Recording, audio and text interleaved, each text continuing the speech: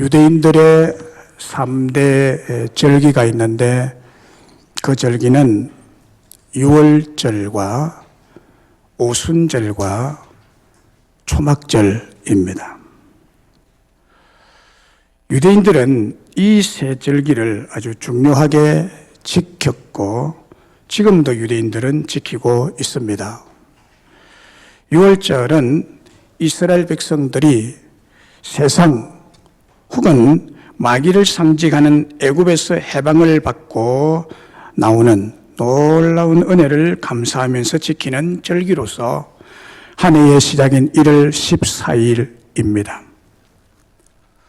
그 유월절에서 중요한 핵심은 어린 양이었고 그 어린 양은 바로 예수님을 예표하는 것이었습니다.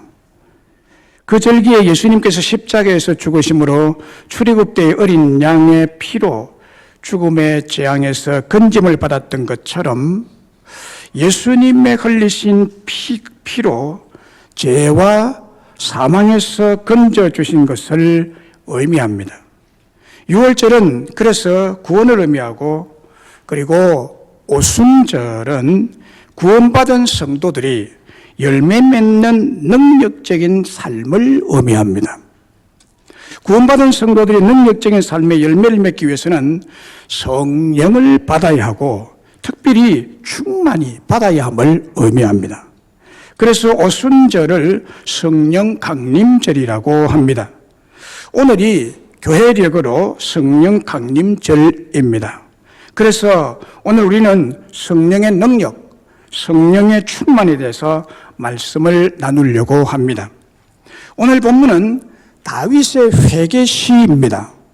다윗의 시, 인도자를 따라 부르는 노래, 다윗이 바세바와 동침한 후 선지자 나단이 그에게 왔을 때라고 부제가 붙어 있습니다. 이 시가 어떻게 해서 지어지게 되느냐 하는 배경을 말해주고 있죠. 시편 51편을 시작하는 1절, 2절을 보면 이렇게 말씀하고 있습니다. 하나님이여 주의 인자를 따라 내게 은혜를 베푸시며 주의 많은 긍휼을 따라 내 죄악을 지워주소서. 나의 죄악을 맑게 씻으시며 나의 죄를 깨끗이 제하소서 라고 회개 기도로 시작하고 있습니다. 다윗은 자신이 어쩔 수 없는 죄인이다. 어쩔 수 없는 죄인임을 고백하고 있습니다. 위대한 사도 바울도 로마서 7장 24절에 이런 절규를 하고 있습니다. 오호라 나는 공고한 사람이로다. 이 사망의 몸에서 누가 나를 건져내려고 절규하고 있습니다. 죄인됨을 탄식하는 거죠. 죄인됨을 어쩔 수 없이 탄식할 수밖에 없는 자신의 모습을 보고 있는 것입니다. 예수님께서도 마태복음 26장 41절에 보면 제자들을 향해서 이렇게 말했습니다. 시험에 들지 않게 깨어 기도하라. 마음에는 원이로되 육신이 약하도다. 마음에는 원이로되 육신이 약하도다고 했습니다. 인간이 어쩔 수 없는 연약한 육신이 약한 죄인이라는 사실을 인정하시면서 그 제자들을 위로한 말씀이죠. 오늘 본문의 다윗은 왕이 되기 이전, 그러니까 51장에서 회개하는 그 죄를 저지르기 이전에 이미 성령을 받은 사람입니다. 성령 받은 사람입니다. 뿐만 아니라 하나님과 깊은 교제를 나누며 자기를 죽이려고 달려들었던 사울을 용서할 정도로 하나님의 오묘하신 뜻을 이해할 만큼 신실한 믿음의 사람이었습니다. 성령을 받지 않고는 이럴 수가 없는 거예요. 그러함에도 불구하고 다윗이 인간적인 육체의 욕망에 깊이 사로잡히는 순간에 성령 하나님의 감동을 받지 못한 채 육신의 정욕에 이끌려 큰 죄를 범하기에 이르렀던 것입니다. 그러나 다윗은 이 한 번의 범죄로 인해서 자신을 비롯한 모든 인간이 모든 인간이 얼마나 무능력한 존재인가를 통감하면서 성령의 도움을 받지 못하는 인간, 성령의 감동하심을 받지 못하는 성도는 살아있으나 죽은 인간과 다름없다는 사실을 깨우쳐주고 있습니다. 비록 중생은 하고 예수님을 믿는다고는 하지만은 성령 충만해서 주님의 지배 아래 지속적으로 거하지 않는다면 여전히 믿는 자도 육적인 욕망에 끌릴 수밖에 없고 죄의 노예가 될 수밖에 없음을 밝히고 있습니다. 오늘 본문을 통해서 오늘 우리들에게 주시는 하나님의 말씀은 비록 믿는 성도일지라도 하나님의 영적 능력을 상실할 경우 그것을 회복하는 데는 큰 수고가 따르고 심판이 따르고 고통을 동반하게 된다는 사실을 말씀하고 있습니다. 또 죄를 피하려는 노력보다는 인간의 근본 육체의 욕망과 죄를 이기는 능력을 받는 일이 더 중요함을 말씀해 주고 있습니다. 그래서 오늘 본문에 다윗이 이 사실을 깨닫고 인간의 전적 부패를 호소하면서 더 이상 범죄하지 않기 위한 필수 요건으로서 근본적인 변화가 필요함을 말씀하고 있습니다.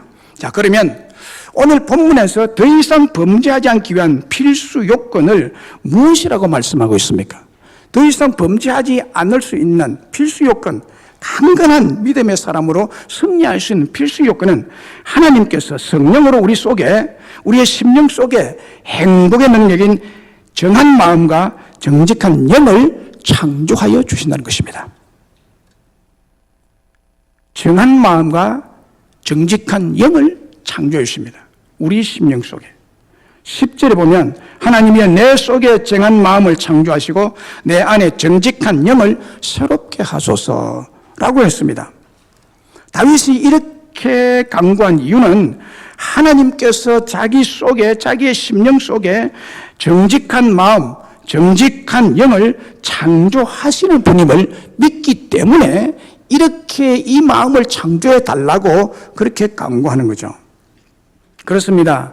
다윗의 하나님은 창조의 하나님이십니다. 우리의 마음도 새롭게 창조하시는 전능자이십니다. 창조란 하나님의 능력이죠. 창조는 하나님의 능력입니다. 인간에게는 없습니다. 창조는 하나님의 능력, 무에서 유를 창조하시고 없는 것을 있게 하시는 하나님의 참된 속성입니다. 그러니까 인간이 자기가 변화되고 바뀌려면 기적 같은 일이 벌어지지 않고는 절대로 불가능하다는 진리를 말씀하고 있는 거예요. 여러분 개인에게 어떤 기적 같은 일이 벌어지지 않고는 여러분이 바뀌지 않습니다. 안 바뀌어요. 절대로 안 바뀌어요. 여기에 마음이란 히브리 원어로 레버라는 단어인데, 레버라는 단어인데, 이 단어의 뜻은 인간 생명의 중심으로서 한 사람의 모든 생각, 계획, 자신을 성찰하는 능력, 논쟁, 열망이 일어나는 곳이란 뜻입니다. 그리고 슬픔과 불안과 두려움과 아픔과 괴로움 및 또 그 반대로 희망과 감동과 기쁨과 행복이 체험이 되는 곳이 이 마음, 레버라는 단어의 뜻입니다. 그 마음의 참 뜻이 이거죠. 뿐만 아니라 의지가 작용하는 중심이며 그 사람 자체를 나타내는 것이 그 사람의 마음입니다. 정한 마음이란 깨끗한 마음이란 뜻인데 깨끗할 정자죠. 정한 마음은 깨끗한 마음이란 뜻인데 그 깨끗한 마음은 마음과 뜻이 하나님께로 열려있는 마음, 하나님께로 향한 집중된 마음이 깨끗한 마음이라는 뜻입니다. 하나님께 집중된 마음이 깨끗한 겁니다. 마음이 뭐 이렇게 옷을 씻어가지고 깨끗해지듯이 뭐 그런 것은 아니거든요. 그럼 깨끗한 마음이라는 게 뭐냐? 다른 곳에 지지분하게 여러 곳에 마음이 여기도 가고 저기도 가고 막 찢어진 마음이 아니라 오직 한 곳에 마음이 집중된 그 마음을 깨끗한 마음이라 그래요. 그리고 정직한 영이란 어떤 유혹이나 시험이나 세속적인 가치에도 흔들리지 않는 흔들리지 않고 요동하지 않고 견고한 영, 쉽게 흔들림이 없고 거짓이 없고 진실된 영이라는 뜻입니다. 이게 정직한 영이라는 뜻이에요. 그래서 마음과 뜻이 정직하고 진실되게 주님을 섬기고 복종하고 충성하겠다는 뜻이 굳게 정해진 상태의 그 영적 상태를 정직한 영이라 그래요. 그리고 또 견고한 믿음을 유지시키는 영적인 상태, 이것이 정직한 영이라는 뜻이 함축된 겁니다. 이를 가능하게 하는 자는 하나님이 주시는 성령의 능력으로 가능하다라는 거예요. 정한 마음, 정직한 영은 성령의 능력으로 이것이 만들어진다는 겁니다. 우리 마음속에. 그것을 창조한다는 말은 만들어진다는 거거든요. 없는 것을 만드시는 분입니다.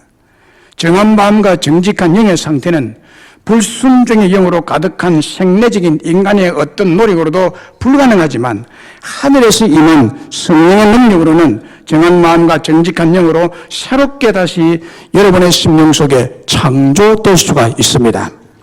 어떤 마음이 생겨나는 거예요? 다윗이 비록 앞선 구절에서 처절하리만큼 범죄에 대해서 애통하고 회개의 기도를 낱낱이 자백함으로써 과거에 지은 죄악들을 용서받는다 할지라도 앞으로도 얼마든지 또다시 범죄를 저지를 수 있다는 가능성을 인정하고 있습니다. 여러분, 회개했다고 다시 죄를 안 짓는 것은 아니거든요. 그래서 보통 회개하면 됐다고 생각하는데 큰 오산입니다. 그게 아니에요. 그래서 회개하고 난 다음에도 얼마든지 더 큰 죄를 저지를 수 있다는 가능성을 여기에서 보고 있는 거예요. 그래서 다윗은 죄 용서를 구하는 회개를 함과 동시에 그 회개에 그치지 아니하고 그 이후로 더 이상 흉악한 죄를 하나님 앞에 범하지 않도록 근본적인 대책을 호소하고 있는 것입니다. 그 근본적인 대책은 성령을 충만하게 해달라는 강구입니다. 11절입니다. 나를 주 앞에서 쫓아내지 마시며 주의 성령을 내게서 거두지 마소서라는 것입니다. 주의 성령이 내게 충만히 임할 때 내가 다시 이런 죄를 저지르지 않는다는 거예요. 성령이 막아준다는 것입니다. 주의 성령을 내게서 거두지 마소라는 것은 성령을 내게 충만하게 해 주소라는 간구입니다. 성령을 내게 충만하게 있게 해 주옵소서라는 것이죠. 성령이 충만할 때 또다시 범죄를 저지르지 않는 정한 마음이 창조되고 정직한 영으로 새롭게 창조될 수 있다는 것입니다. 사도행전 1장 8절에 보면 오직 성령이 너희에게 임하시면 너희가 권능을 받고 라고 말씀하고 있습니다. 여기에 성령님의 능력을 말하고 있는데 성령님의 능력은 전능의 능력입니다. 없는 것을 있게 만드시는 전능의 능력. 전능의 능력이신 성령님은 마음도 창조합니다. 마음도. 사람의 마음도 새롭게 창조한다고 말씀하고 있는 거거든요. 여기에 권능이라는 말은 헬라 원어로 디나미스입니다. 영어로 다이나마이트죠. 디나미스에서 파생된 영어 단어가 다이너마이트. 다이너마이트 아시죠? 이 다이너마이트 폭발물은 초인간적인, 초능력적인 폭발 능력을 가지고 있습니다. 엄청난 파괴력을 가지고 있습니다. 성령의 능력을 다이너마이트적인 능력, 권능으로 비유해서 표현하고 있습니다. 성령 강림은 그 성령의 능력을 받는 사건으로 나타나고 있습니다. 교회에 속한 모든 성도들에게 권능의 성령을 부어주실 것인데 그 성령을 받게 되면 성도들이 능력자들이 될 것이라는 약속의 말씀입니다. 그래서 교회 공동체는 성령 공동체, 즉 능력 공동체라는 것입니다. 성령이 교회를 출발하게 했는데 그래서 이 교회는 우리들은 여러분 다른 공동체가 아니고요. 능력 공동체입니다, 여러분. 그래서 교회에서 하는 모든 일에는 하나님의 능력이 나타나게 되어 있는 것이 정상적입니다. 나타나지 않는 것은 무슨 일일까요? 성령이 떠나지 않는가? 무슨 일인 거죠? 예수를 믿는 자에게 성령을 주겠다고 말하는, 성령은 전능의 능력인데 능력이 그 성령을 입은 그리스도를 통해서, 그리스도인들을 통해서 나타나게 되어 있는 거예요. 사도행전 2장 1절로 4절에 보면 이런 말씀이 있습니다. 오순절날이 이미 이르매 그들이 다 같이 한 곳에 모였더니 호련히 하늘로부터 급하고 강한 바람 같은 소리가 있어 그들이 앉은 온 집에 가득하며 소리가 가득하게 찼다는 거예요. 소리가 가득하게 찼다. 마치 불의 햇처럼 갈라지는 것들이 그들의 눈에 보이고 각 사람 위에 하나씩 임했다고 말합니다. 그들이 그래서 다 성령의 충만을 받고 성령이 말하심을 따라 다른 언어로 말하기를 시작하니라 라고 했습니다. 오순절 날에 성령이 충만히 임한 교회의 현상을 나타내고 있습니다. 초대교회 처음 출발하는 오순절 날의 성령 충만 사건을 사도행전 2장에서 기록하고 있는데 인간의 힘으로는 죄악된 본성의 벽을 넘을 수 없는 현실 앞에 하나님께서 초대교회에 성령을 보내어 주신 것입니다. 성령님은 전적 타락하고 부패한 본성으로 가득 찬, 그래서 스스로도, 여러분 스스로도 어쩔 수 없는 인간의 마음속에 들어오셔서 그 마음을 완전히 뒤집어 놓습니다. 완전히 뒤집고 새 마음으로 바꾸어 주시는 것입니다. 성령님의 능력은 이렇게 소멸하는 불 같고 죽정인을 날려보내는 강한 바람, 토네이도와 같은 강한 바람 같고 굳은 마음을 도려내는 칼과 방망이 같습니다. 그것이 성령의 능력이고 다이너마이트적인 능력이라고 표현하고 있습니다. 성령은 이런 분이십니다. 사도행전 2장 44절로 47절에 또 이런 말씀을 접할 수가 있습니다. 믿는 사람들 다 함께 있어 모든 물건을 서로 통용하고 또 재산과 소유를 팔아 각 사람 필요를 따라 나눠주며 날마다 마음을 같이하여 성전에 모이기를 힘쓰고 집에서 떡을 떼며 기쁨과 순전한 마음으로 음식을 먹고 하나님을 찬미하며 또 온 백성의 칭송을 받으니 주께서 구원받는 사람은 날마다 더하게 하시니라 라는 말씀이 나옵니다.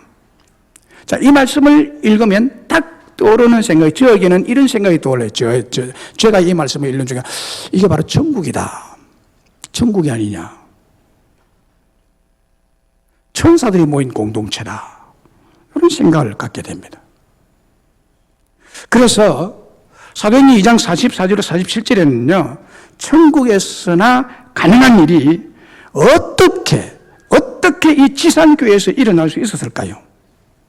그래서 우리는 사도행전 2장 44절 47절의 말씀을 읽으면 어떤 사람은 두려워해요. 와, 이렇게 되면 내 재산 다 내놔야 되는가 보다 라는 두려운 생각을 가지게 되는데 이건 아니죠. 정말 잘못된 거죠. 우리 교회가 이렇게 되어야 될 줄로 믿습니다. 이것이 천국에서만 가능한 것이 아니라 성경은 초대교회가 이런 교회였다고 말씀하고 있습니다. 어째서 그럴 수 있었느냐? 성령 하나님이 그들의 마음에 임하셨기 때문입니다. 성령님이 그렇게 하신 거예요. 성령의 역사입니다. 성령이 그 마음에 오셔서 성령의 능력이 그들의 마음을 정한 마음으로, 정직한 영으로 다시 창조하셨기 때문에 그게 모인 사람들 전부가 성령 충만 받고 그 다음에 이들의 삶이 이렇게 바뀌어졌다는 거예요. 이렇게 바뀌어졌다는 거예요. 한 사람의 마음이 정한 마음, 정직한 영으로 창조가 되면 물질관, 인간관, 교회관이 완전히 달라집니다. 그래서 기적적인 일이 성령의 능력으로 교회 성도들 사이에서 일어나게 되는 것입니다. 이렇게 교회는 본질상 성령 공동체일 뿐만 아니라 그 성령을 받은 사람들이 모인 것이기 때문에 능력 공동체입니다. 교회는 성령 공동체, 능력 공동체. 할렐루야! 마태복음 25장에 보면은 천국과 지옥을 양과 염소의 비유를 통해서 우리에게 알려주고 있습니다. 사람들이 앞으로 주님 앞에 다 설 겁니다. 여러분들 한 사람 한 사람이 다 주님 앞에 다 1대1로 서야 돼요. 마지막 심판대에 서야 됩니다. 여러분 다 심판대 앞에 서야 돼요. 거기서 검열을 받아야 돼요. 우리 요즘 코로나 때문이라도 식당 들어가면 전부 체온 체크 다 대보잖아요, 여러분. 식당 하나 들어가는데도 요즘은 다 이렇게 체크하고 들어가요. 인원수 다 체크하고. 그러죠? 천국은 엄격합니다. 엄격하게 다 체크합니다. 우리가 다 하나님 앞에 가서 서게 되면 주님은 그때 양과 염소로 가려서 양은 주님의 오른편에, 염소는 왼편에 세우신다고 했습니다. 그리고 오른쪽에 있는 양들에게 주님이 이렇게 말씀했습니다. 내가 줄일 때에 네가 먹을 것을 주었고, 내가 목마를 때에 네가 마실 것을 주었고, 내가 나그네 때에 있을 때에 네가 영접하였고, 헐벗었을 때에 옷을 주었고, 병들었을 때에 돌아봤고, 옥에 갇혔을 때에 와서 보았느니라. 그래서 오른쪽에 앉은 양무리들이 의인이라고 그랬어요. 이 의인들이 하는 말이, 주여, 우리가 어느 때에 주께서 줄인 것을 보고 음식을 대접했으며 목마르신 것을 보고 마시게 하였나이까? 어느 때에 주님이 우리 눈에 나그네 되신 것을 보고 우리가 영접했으며 헐벗은 것을 보고 옷을 입혔나이까? 어느 때에 주님이 병들으셨습니까? 어느 때에 옥에 갇혔습니까? 그래서 언제 우리가 주님이 옥에 갇혔을 때 가서 배웠습니까? 라고 질문했습니다. 우리는 그런 적이 없습니다라는 말이죠.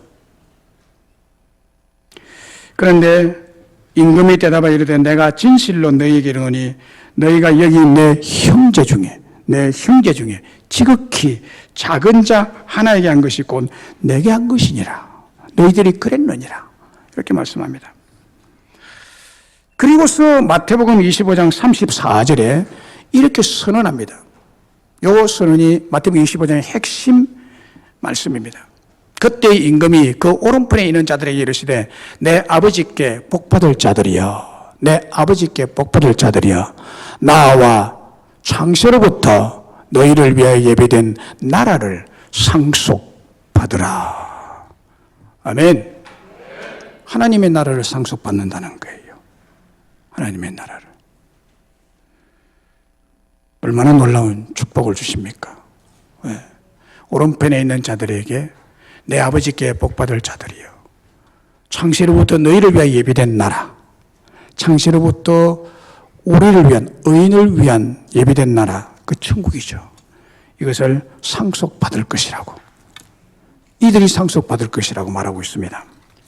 줄인 사람, 목마른 사람, 나그네, 헐벗은 사람, 병든 사람, 옥에 갇힌 사람에게 마음의 눈을 뜨게 하고 그들의 아픔과 고통을 보게 하고 함께 할 수 있게 하는 능력, 그 능력이 뭐냐?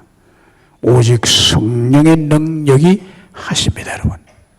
성령을 받지 않으면 이 일을 할 수가 없어요. 성령을 받지 않으면 이런 마음이 들지 않습니다, 여러분. 성령을 받지 않은 사람이요, 줄인 사람 보면요, 네가 그랬으니까 줄였지라고 판단해버립니다. 목마른 사람은 네가 먹어 그러면. 성령 받지 않은 사람은 나그네를 보고 영접하지 않습니다. 헐벗은 사람 보고 옷 주지 않습니다. 말로만 더우게 하라, 따뜻하게 하라, 왜 옷을 좀 사 입지, 왜 그래, 이런 말밖에 안 합니다. 성령 받지 않은 사람은 이런 사람이에요. 병든 사람, 옥에 갇힌 사람 돌아보지 않습니다. 성령을 받아야 이런 자들에게 눈이 뜨이게 되고 마음이 열리게 되어 있습니다. 할렐루야. 그걸 말하는 거예요. 그래서 천국을 상속받을 사람은 성령님께서 그 죄악된 마음이 정한 마음, 정직한 영으로 창조가 되고 변화된 사람이 들어갈 수 있는 곳이라는 거예요. 스위스의 종교개혁자 존 칼빈은 이런 말을 했습니다.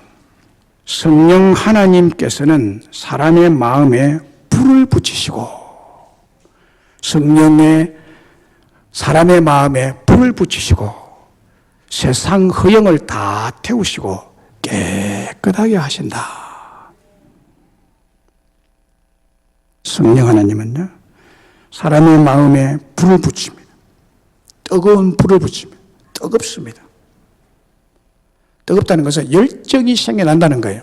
하고 싶은 영적인 일에 기울여져서 주님이 원하시는 것에 완전히 마음이 쏠려서 그렇게 살아가도록 불을 확 붙여준다는 거예요. 그리고 세상 허영을 다 태우시고 심령을 정하게 하시고 정직한 영으로 깨끗하게 해 주신다라고 말했습니다.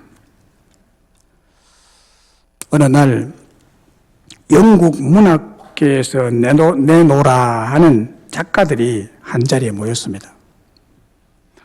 이들은 모두 당시에 둘째가라면 서러울 정도로 재능이 있는 작가들이었습니다. 그들은 서로 문학에 대한 자신의 지식을 마음껏 자랑했습니다. 그러다가 한 사람이 이렇게 질문을 던졌습니다. 만일 지금 이 자리에 존 밀턴이 우리가 모임 자리에 온다면 어떻게 하시겠습니까? 라는 질문을 던졌습니다. 그러자 다른 한 사람이 그를 위해 우리가 큰 박수를 칩시다 라고 했습니다. 그 다음 또 질문이 그럼 만일 이 자리에 윌리엄 셰익스피어가 들어오면 어떻게 하시겠습니까? 이번에는 다른 사람이 대답했습니다. 셰익스피어를 위해 모두 일어서서 환호합시다 라고 대답했습니다. 그리고 이어서 누군가가 조용히 이렇게 질문했습니다. 그런데 만일 예수 그리스도께서 이 자리에 들어오신다면 우리가 어떻게 하실 겁니까? 라고 했더니 거기에 대해서는 아무도 대답을 하지 않았습니다.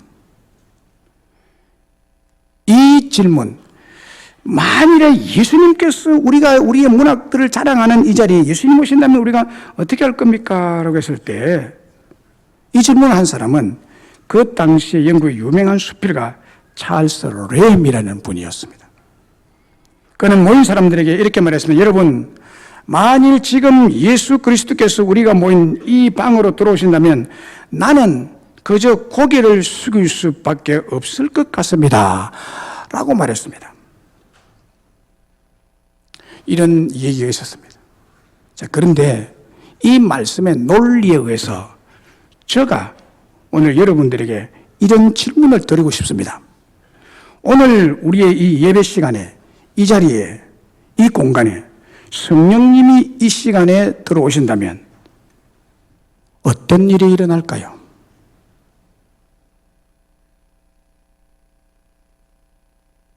오늘 본문이 우리를 대신해서 놀라운 대답을 주고 있습니다.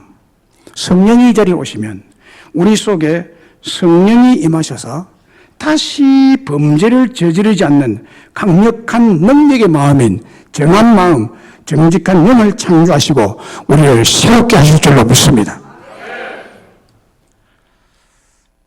오늘 본문에서 성령이 주시는 또 다른 은혜가 무엇이라고 말하고 있습니다. 두 번째, 하나님은 성령으로 구원의 즐거움을 회복시켜 주십니다.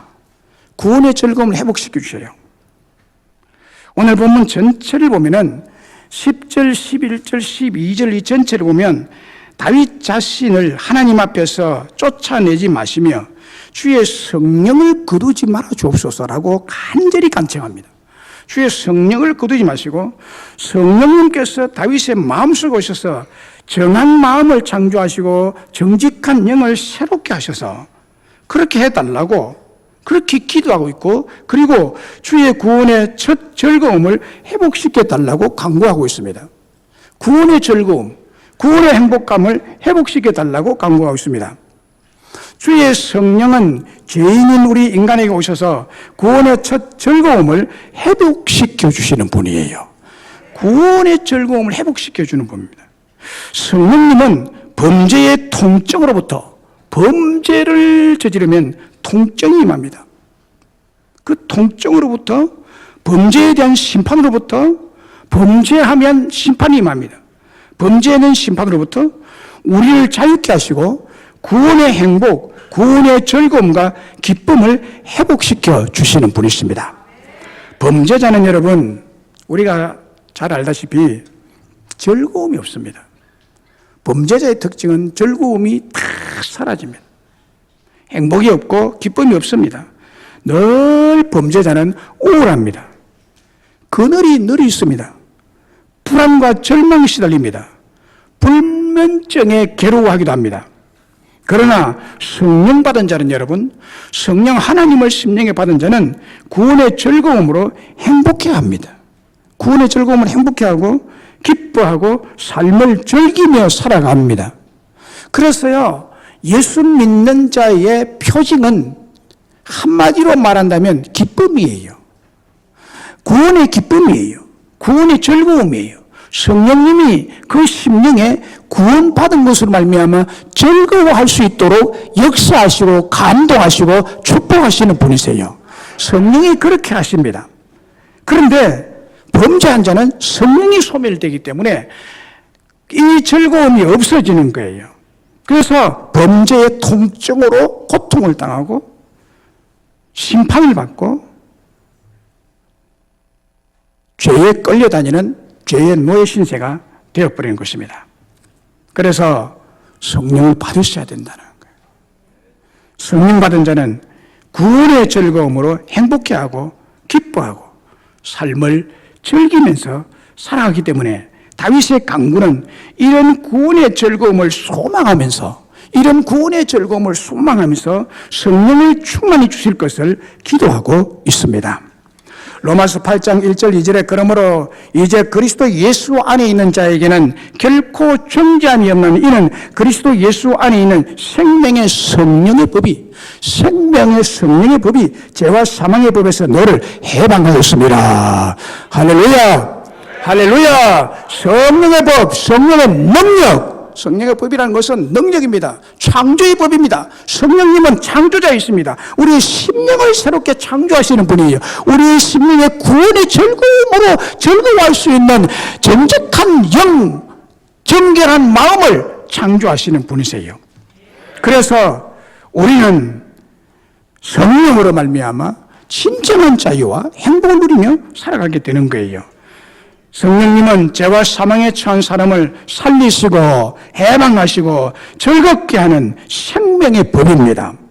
계속해서 로마서 8장 6절 이하에 보면 육신의 생각은 사망이요 영의 생각은 생명과 평안이니라. 육신의 생각은 하나님과 원수가 되나니 이는 하나님의 법에 굴복하지 아니할 뿐만 아니라 할 수도 없습니다. 육신에 있는 자들은 하나님을 기쁘시게 할 수 없느니라고 말씀하고 있습니다. 성령님은 우리에게 생명과 평안, 즐거움과 행복을 주시는 분이라는 거예요.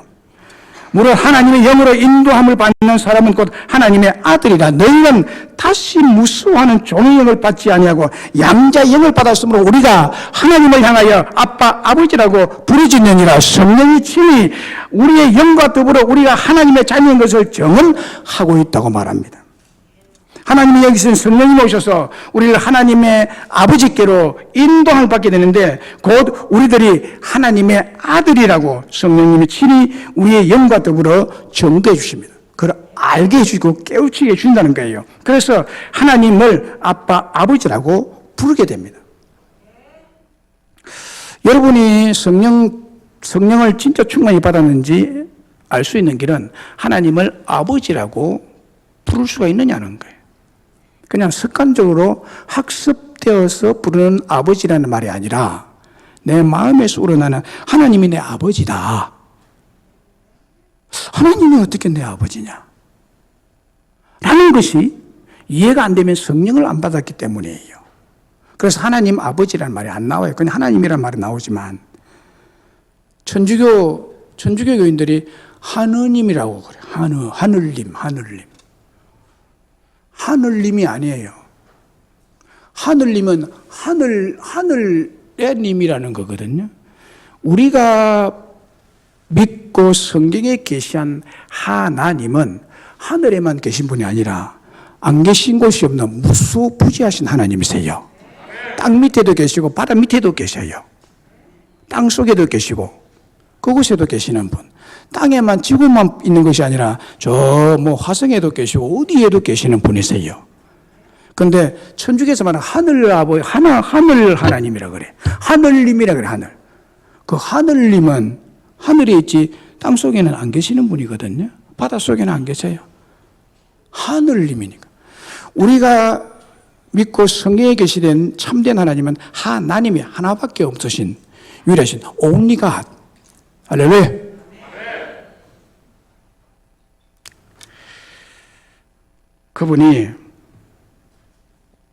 그분을 아빠, 아버지라고 부르게 하시는 분이 누구냐? 성령님이다.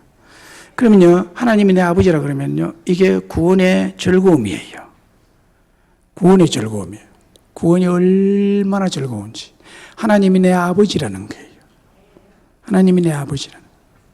그 아버지가 나에게 구원의 즐거움을 회복시켜 주시는 거예요. 사무엘하 6장 10절에 보면요, 다윗이 블레셋과의 전쟁에서 이김으로 블레셋에게 빼앗겼던 여호와의 궤인 법궤를 도로 찾아옵니다. 도로 찾아와요. 그때 여호와의 궤를 옮겨 다윗성 자기에게로 메어 가기를 절기하지 않습니다. 왜냐하면 법궤에 취향이 따랐다는 블레셋 사람의 정보를 입수했기 때문이에요. 그런데 어쨌든 법궤를 가지고 왔습니다. 가지고 온 것이 아니라 이게 블레셋 사람들이 보냈죠. 암소, 새끼 낳은 암소에다가 법궤 새술에다 실어서 법궤를 보내잖아요. 그래서 이것이 왔는데 블레셋 사람들의 신전에다 이걸 놨는데 블레셋 신상이 다 밤에 엎어져 버리고 목이 부러지고 팔다리가 다 산산조각이 나버린 거예요. 그래서 이거는 우리에게 재앙을 주는 거다. 빨리 이스라엘 지경으로 보내라 해가지고 이걸 받았는데 다윗이 이것을 다윗성으로 옮겨와야 되는데 옮겨오기를 두려워했습니다. 절기 안 했습니다. 그래서 오벳 에돔의 집에 두었어요. 오벳 에돔의 집에 임시 처소에 보관했는데 하나님이 오벳 에돔의 집에 복을 내리셨더라라는 말을 듣습니다. 그래서 다윗이 이게 아니네. 그러면 가져오너라. 그 법궤가 좋네. 하나님 역사가 있는 곳이네. 그래서 법궤를 다시 다윗성으로 옮겨옵니다. 옮겨올 때 다윗이 그 법궤를 옮겨오는 것을 보고 얼마나 즐거워했는지. 법궤 옮겨올 때 다윗이 옷이 벗어지는 줄도 모르고 너무너무 기뻐서 뛰고 즐거워했고 춤을 뛰면서 추었다고 말합니다. 꼭 어린아이처럼. 그리고 너희들은 환호하고 나팔을 불어라면 팍 나팔을 봅니다. 하나님의 교회가 다윗성으로 운반해 올 때 그렇게 기뻐했습니다. 이때 사울의 딸 미갈, 다윗의 아내 아닙니까? 미갈이 다윗 왕이 너무너무 천진난만하게 막 춤을 추고 옷이 내려가는 것도 모르고 막 춤을 추니까 심중에 업신여겼다 그랬어요.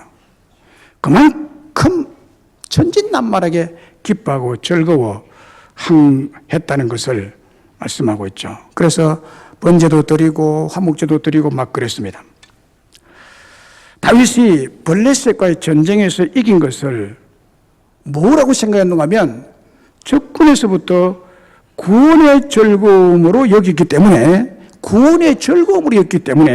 다윗이 여호와 앞에서 힘을 다해서 춤을 추고 다윗과 온 이스라엘 족속이 즐거워 환호하면서 나팔을 불고 즐거워하고 기뻐하고 막 뛰놀았다고 춤을 추었다고 합니다.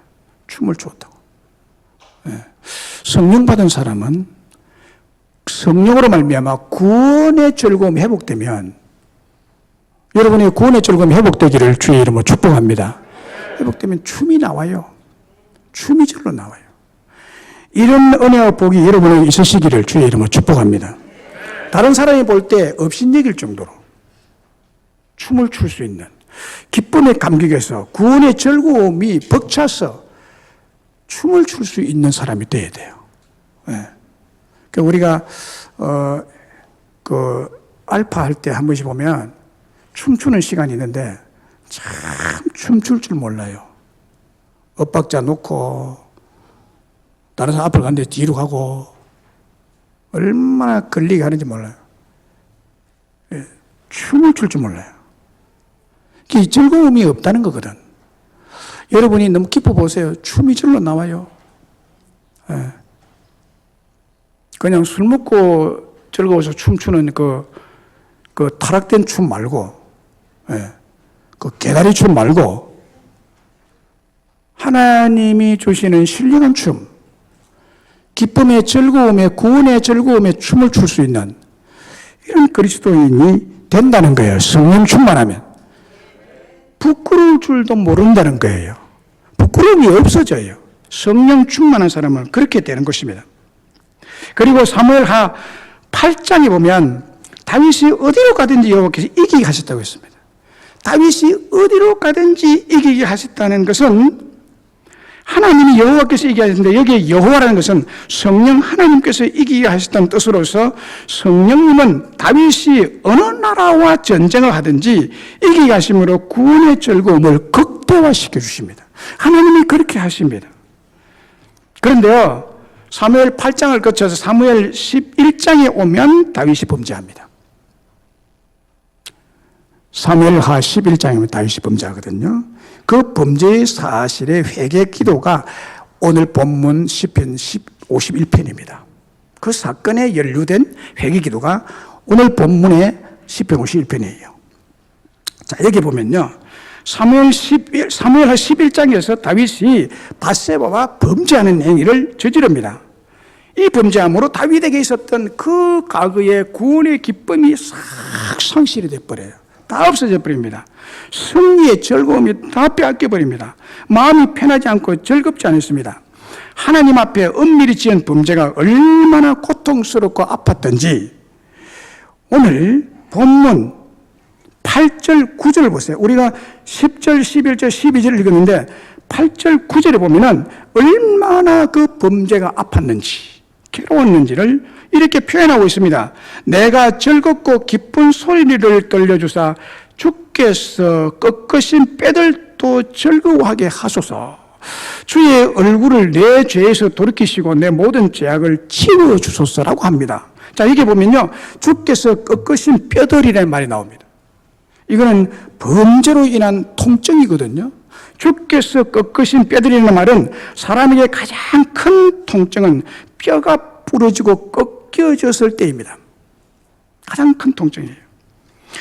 여기에 하나님께서 뼈를 꺾어버렸다, 꺾다라는 원어는 다카라는 말인데, 짓이김을 당해서 뼈가 다 으스러짐으로 통증이 너무너무 커서 육체적으로나 정신적으로 무너뜨러지다라는 것입니다.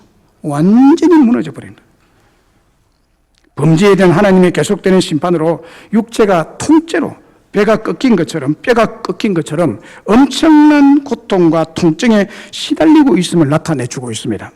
그래서 다윗에게 가장 시급한 것은 이전에 가졌던 구원의 첫 감격과 구원의 즐거움과 기쁨을 회복하는 것입니다. 그래서 그의 간구는 성령님께서 다윗의 마음속에 오셔서 정한 마음을 창조하시고 정직한 영을 새롭게 하셔서 주의 구원의 첫 즐거움으로 다시 회복시켜 달라고, 그렇게 다시 회복되면 좋겠다고 회개를 하고 성령님을 간구하고 있습니다.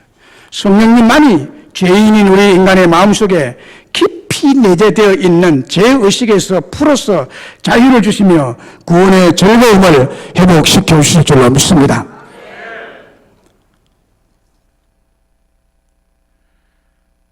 우리 70년대 가장 인기 있었던 복음송은 내게 강 같은 평화였습니다. 내게 강 같은 평화. 이것을요, 우리 집회 때마다 제가 신학교 다닐 때였는데 이 찬송을 얼마나 많이 불렀는지, 그리고 그 구원의 감격에 얼마나 가득 찼는지 참 모릅니다. 참 많이 불렀어요. 내게 강 같은 평화. 우리 민족에게, 나에게, 우리들에게 구원의 감격과 즐거움과 행복을 주신 성령님이 너무 좋아서 다들 즐겁게 그 즐거움을 넘어서 감격스럽게 불렀던 기억이 있습니다. 우리 다 같이 이 시간 한번 불러봅시다. 내게 강 같은 평화.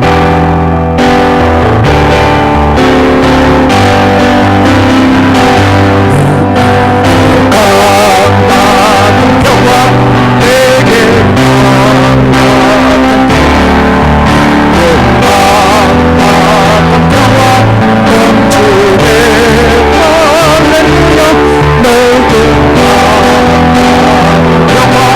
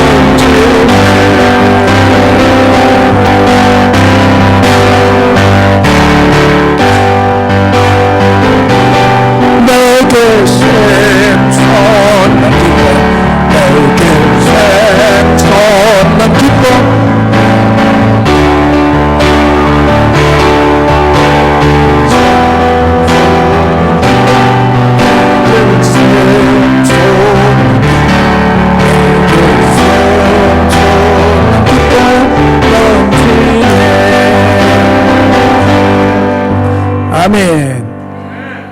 구원의 기쁨, 구원의 즐거움, 여러분 한 사람 한 사람에게 회복되시기를 주의 이름으로 축복합니다. 그러면 우리가 정직한 마음, 정한 마음, 정직한 영, 구원의 즐거움이 회복되는 그것을 주시는 성령 충만은 어떻게 받을 수 있습니까? 오늘 본문을 자세히 보면요, 하나님의 내 속에 정한 마음을 창조하시고 내 안에 정직한 영을 새롭게 하소서. 나를 주 앞에서 쫓아내지 마시며 주의 성령을 내게서 거두지 마소서. 주의 구원의 즐거움을 내게 회복시켜 주시고 자원하는 심령을 주사 나를 붙드소서라고 합니다. 다윗은요, 시편 51편 앞부분에서 자기가 범죄한 사실을 회개하면서 오늘 본문에 이르러서는 강구하는 핵심이 11절 말씀에 있습니다. 그것은 한마디로 성령 충만을 간절하게 구하고 있습니다. 성령 충만을 간절하게 구하고 있습니다. 나를 주 앞에서 쫓아내지 마시며 주의 성령을 내게서 거두지 마소서. 성령 충만한 상태를 회복시켜 달라는 간구입니다. 그리고 10절에서도 하나님의 내 속에 정한 마음을 창조하시고 내 안에 정직한 영을 새롭게 하소서. 여기에 하나님이라고 부르짖는 하나님은 성령 하나님을 뜻하는 것으로서 성령 기에서 충만히 임하셔서 성령으로 자기의 속 마음을 성령의 마음인 정한 마음, 정직한 영을 새롭게 회복시켜 달라고 강구하고 있는 것입니다. 12절에서는 성령이 충만할 때 주어지는 은혜의 축복인 주의 구원의 즐거움을 내게 회복시켜 주시고 자원하는 심령을 주사 나를 붙드소서라고 강구하고 있습니다. 성령이 충만할 때 구원의 즐거움이 회복되고 억지로 끌려다니는 심령이 아니라 자원하는 심령으로 변화되어서 자신을 성령 안에 붙들어 놓을 수 있다는 고백인 것입니다. 그러니까 죄를 철저히 회개하고 그리고 성령 충만을 구할 때 성령 충만을 주십니다. 그리고 그 충만하신 성령 하나님께서 우리 인생의 모든 망가진 삶의 터전을 회복시켜 주실 줄로 믿습니다. 소성시키시고 해결하는 최종적인 답이 성령 충만입니다. 이 본문에서 성령 충만을 받는 방법이 제시되어 있습니다. 다윗처럼 자신의 죄를 철저히 회개하고 그리고 성령 충만을 달라고 강구해야 한다는 것입니다. 17절을 보세요. 하나님께서 구하시는 자세는 상한 심령이라 하나님이여 상하고 통해하는 마음을 주께서 멸시하지 아니하시리다 라고 했습니다. 범죄에 대해서 상한 심령, 통해하는 마음을 주께서 멸시하지 아니하시고 용납하시고 기쁘게 받으셔서 성령을 충만히 주시는 하나님이라고 말씀하고 있습니다. 다윗이 이후에 성령 충만을 받고 회복되어서 고백하는 고백은 성령 충만한 자의 고백이 나옵니다. 바로 다음 말씀인 시편 52편 7절 8절에 나옵니다. 시편 51편에서 이렇게 기도했더니 시편 52편에서 다윗이 변화된 상황을 말씀하고 있는데 시편 52편 7절 8절에 이 사람은 하나님을 자기 힘으로 삼지 아니하고 오직 자기 재물을 풍부함을 의지하며 자기의 악으로 스스로 든든하게 하던 자라 하리로다. 그러나 나는 다윗 자신을 말합니다. 그러나 나는 하나님의 집에 있는 푸른 감람나무 같으며 하나님의 인자하심을 영원히 의지하리로다. 이 말씀의 배경은요, 도액이라는 사람이 있어서 도액이 아주 큰 사건인데 이 도액이라는 사람이 사울에게 다윗을 이간하는 말을 합니다. 다윗을 이간하는 말을 듣고 도액과 다윗이 자기를 대조해서 고백한 말씀이죠. 도액은 악령이 충만하고 다윗 자신은 성령이 충만해서 하나님의 집에 있는 푸른 나무 같고 하나님의 인자하신 성령을 영원히 의지하며 살 것이라고 고백하고 있는 것입니다. 에베소서 5장 18절 20절에 술 취하지 말라. 이는 방탕한 것이니 오직 성령으로 충만을 받으라 라고 했습니다. 성령 충만을 받은 사람은 시와 찬송과 신령한 노래로 서로 화답하고 마음으로 주께 노래하고 찬송하고 범사에 우리 주 예수 그리스도의 이름으로 항상 하나님 아버지께 감사하며 라고 했습니다. 우리가 성령으로 충만을 받을 때 즐거움과 기쁨이 마음속에 충만하게 되므로 시와 찬송과 신령한 노래들로 서로 화답하게 됩니다. 서로 기뻐하게 되는 거죠. 마음으로 주께 노래하고 찬송합니다. 하나님 아버지께 항상 감사하며 살아가고 그런 신앙생활을 하게 됩니다. 이와 같이 우리에게 충만히 임하신 성령께서 권능으로 정한 마음과 정직한 영을 창조하고 구원의 즐거움을 회복시켜 주실 줄로 믿습니다. 그래서 우리가 성령 충만을 구해야 된다. 성령 충만 받지 않으면요, 아무리 신앙생활을 오래 해도 열매가 없습니다. 뚜렷한 어떤 하나님을 믿고 난 다음에 뚜렷한 어떤 결과가 없어요. 하나님 믿은 결과가 있어야 되거든요. 아무런 결과. 그건 열매가 없다는 거예요. 성령 충만한 삶을 그런 신앙생활을 안 했기 때문이에요. 성령 충만하지 않으면 뭐가 충만할까요? 둘 중에 하나입니다. 중간지대 없습니다. 나는 뭐 악령도 충만하지 않고 성령 충만이 않습니다. 나는 그냥 삽니다. 없습니다. 그냥 안 삽니다. 중간지대 없어요. 성령 충만하지 않으면 악령 충만합니다. 믿는 자라도 그래요. 그래서 성령 충만을 받는 것이 대단히 중요하고 저와 여러분의 숙제입니다, 여러분. 그 성령 충만을 구해야 되는데 회개할 때, 그리고 성령 충만 주옵소서라고 간구할 때, 그 다음에 또 하나는 모일 때입니다. 참 의외의 일이죠. 모일 때입니다. 사도행전 2장에 모인 사람들에게 성령이 다 충만히 임했더라. 예배 자리에 모여야 성령 충만 받습니다. 이 자리에 오지 않은 사람은 성령 충만 받을 수가 없어요. 골프채 가지고 휘두르는데 그 성령 충만 임하겠어요? 그럼 다 골프채 들고 가지. 채 휘두를 때 휙 소리 날 때 성령 충만이 휙 임하고 그러나요? 오히려 빠져나가겠죠? 휙 소리 날 때. 모일 때 성령 충만이면 사도행전 2장이 그랬습니다. 모인 무리들이 다 성령 충만 받았더라. 현장 예배 모일 때 여러분 예배에 부지런히 모이시기 바랍니다. 그래야 우리의 숙제인 성령 충만을 해결해 갈 수가 있습니다. 삶의 성공은 성령 충만입니다. 우리는 성령 충만 받아야 돼요. 구약에도 성령 충만, 성령을 거두지 말라고 하잖아요. 신약 성경은 성령에 대해서 얼마나 많이 강조하는지 모릅니다. 사랑하는 여러분, 말씀했습니다. 성령 충만할 때 우리 속에 죄를 이기는 능력의 마음이 주어집니다. 죄를 이기는 능력의 마음, 정한 마음, 정직한 영이 새로 만들어집니다.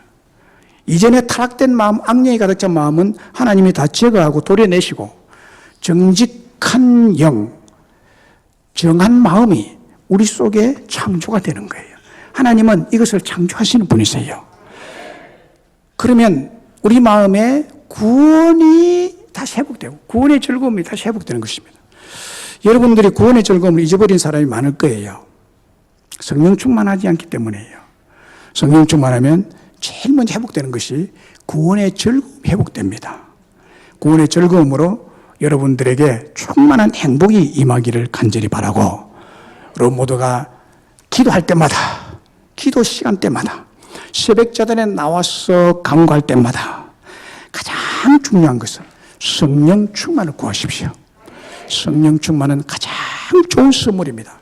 이 지상에서 가장 비싸고 가장 가치 있는 선물은 성령을 받는 것입니다. 내가 가장 좋은 선물 성령을 주리라고 누가복음에서는 말씀하고 있습니다. 여러분들이 성령 충만해서 인생을 이기고 구원의 즐거움으로 살아가는 행복한 그리스도인들 되시기를 주의 이름으로 축복합니다. 네, 찬송